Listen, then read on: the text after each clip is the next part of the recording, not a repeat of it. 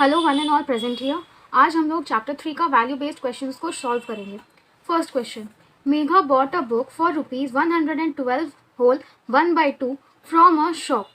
She gave 500 rupee note to the shopkeeper and got the balance back. But she realized that the shopkeeper had given her ₹72 extra. Megha returned the extra money and had a feeling of great satisfaction. So यहाँ पे इस वाले question में situation में हम लोग को बता रहे हैं कि मेघा ने एक बुक परचेज किया है फॉर ₹112.5 और उसने 500 रुपी का नोट दिया शॉपकीपर को। शॉपकीपर ने उसे बैलेंस बैक दे दिया, चेंज दे दिया, लेकिन बाद में वो रियलाइज़ करती कि शॉपकीपर ने उसे 72 रुपीज़ एक्स्ट्रा दिया है, तो वो मेघा उसको रिटर्न कर देती है और उसको बहुत अच्छा लगता है। सो फर्स्ट क्वेश्चन है, how much money had the shopkeeper return to Megha. Shopkeeper ने कितने पैसे मेघा को रिटर्न किए थे, हम लोग को इस वाले क्वेश्चन में फाइंड आउट करना है. सो हम लोग लिखेंगे cost of the book is equals to ₹112 whole 1/2. अब इसको हम लोग मिक्स्ड फ्रैक्शन है, सो हम लोग इसको इम्प्रॉपर फ्रैक्शन में ले आएंगे. 112 2 224 प्लस 1, सो यहाँ पे 225/2 हो जाएगा. या फिर अगर हम लोग चाहें तो इसको पॉइंट में भी ला सकते हैं. तो ये 112.5 है, हाफ मतलब 0.50, सो 112.50. मेघा गेव, मेघा ने कितने पैसे दिए, तो उसने 500 रुपीज़ का नोट दिया. एक्स्ट्रा मनी कितना दिया था शॉपकीपर ने उसे, extra money equals to ₹72.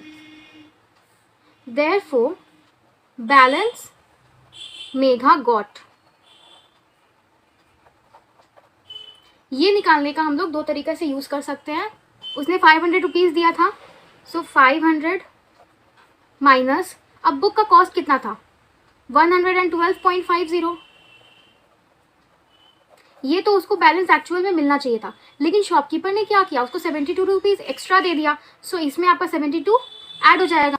500 rupees Megha ने दिया था, बुक का कॉस्ट मेरा इतना है, जो कि मैं इसे सब्ट्रैक्ट कर दूंगी तो मेरे को पता चलेगा कि हमारा कितना बैलेंस बैक मिलना चाहिए था. लेकिन शॉपकीपर ने एक्स्ट्रा 72 दिया था, इसलिए हम लोगों ने ऐड भी कर दिया. सो अब हम लोग इसको सॉल्व कर लेंगे. यहाँ पे मैं सॉल्व करके शो भी कर रही हूँ.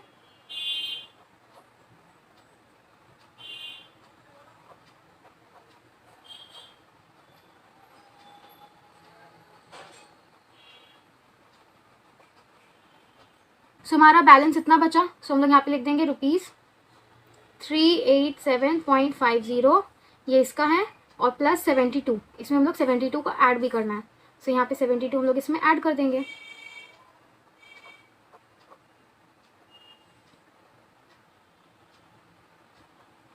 सो ये आ गया आपका ₹459.50.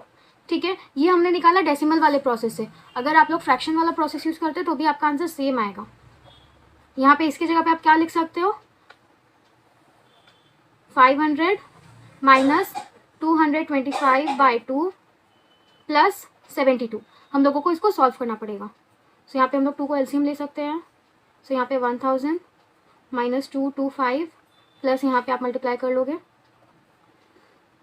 अब हम लोग इन दोनों को पहले ऐड कर लेंगे, तो बन जाएगा 1144 माइनस 225/2. सो अब इसको हम लोग माइनस कर लेंगे. 14 माइनस 5 9, 13 3 माइनस 2 1, 11 माइनस 2 919/2. अब हम लोग इसको बाई 2 कर लेंगे.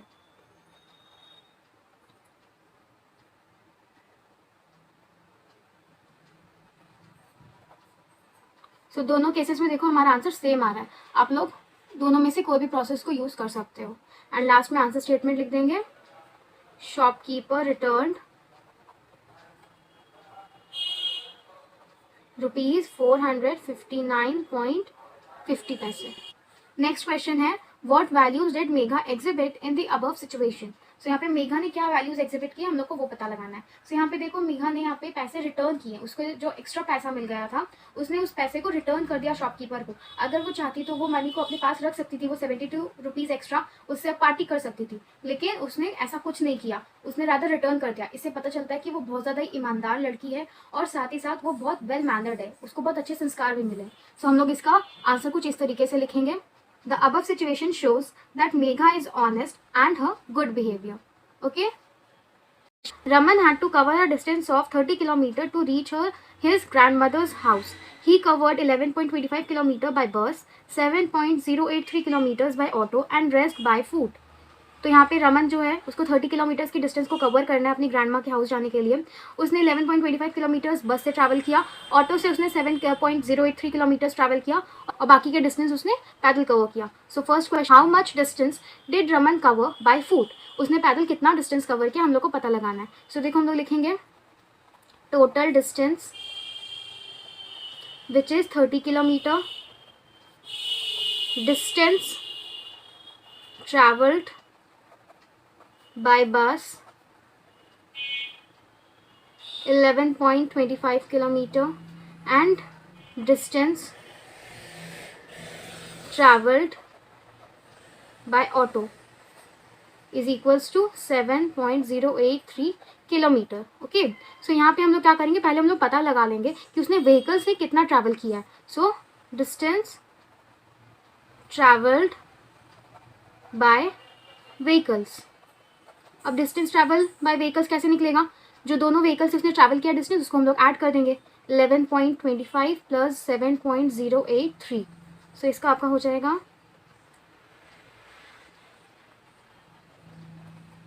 18.333 किलोमीटर्स. इतना डिस्टेंस उसने व्हीकल से ट्रैवल किया. सो हम लोग निकालेंगे देयरफॉर डिस्टेंस ट्रैवल्ड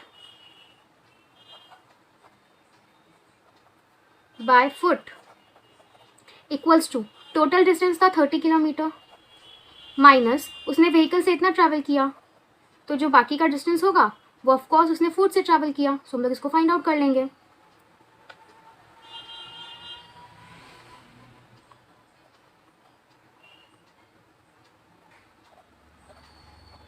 सो उसने फुट से ट्रैवल किया है 11.667 किलोमीटर्स.